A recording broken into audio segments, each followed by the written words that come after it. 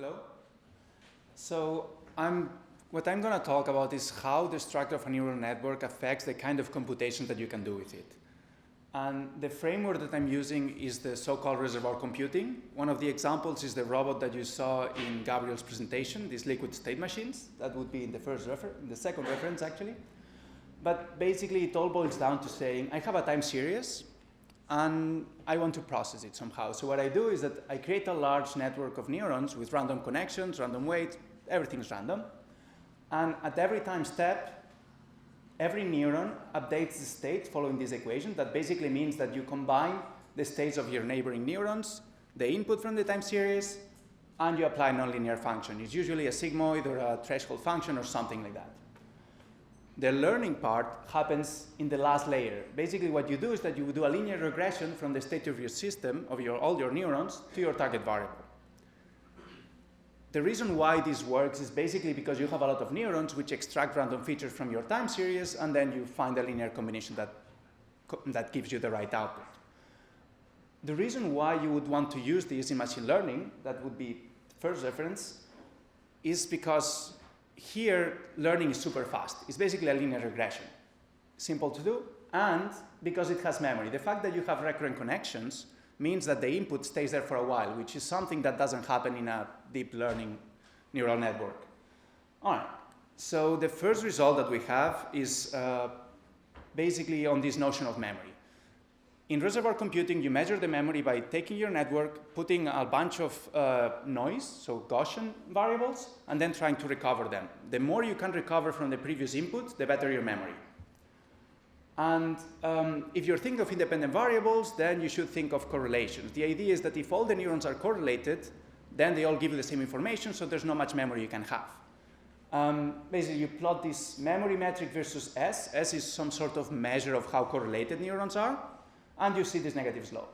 Now, this still doesn't tell you anything about the structure of the network, and for this, you have to turn into eigenvalues. So basically, you take your network, you calculate its eigenvalues, and you get the moduli of the average moduli of those eigenvalues. Now, there's 10 pages of analysis if you want to prove this, but you can just look at this graph and see that there's a negative slope. That basically means that if you put both graphs together, you get that the memory is positively correlated with this average eigenvalue moduli. Okay, now the second result. Okay, it's here you cannot see properly, but doesn't matter. The idea is that once you do a linear regression, you're basically minimizing a square error. You can put that in the frequency domain, and if you play with those equations long enough, you'll find out that if your neurons are already very similar in the frequency domain to your target variable, then your regression is easy, or at least has a better performance. And it's actually easy to tune the frequency of those networks. You basically add cycles. For the electrical engineers among you, that's basically saying I put a feedback loop. A feedback loop is an infinite impulse response filter. So by changing the number of cycles, you should change how the frequency response of a neuron is. This is the result slide, so to say. Basically what I did here, we took 3 different tasks.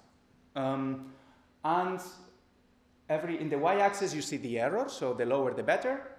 On the x-axis, there's rho, which is a variable that sort of measures how much preference for certain cycles do you have. So rho 0 is a random network. And if rho is slightly positive, like for cycles of length 2, then that means that you have more cycles of length 2 with positive feedback than you would expect on a random network.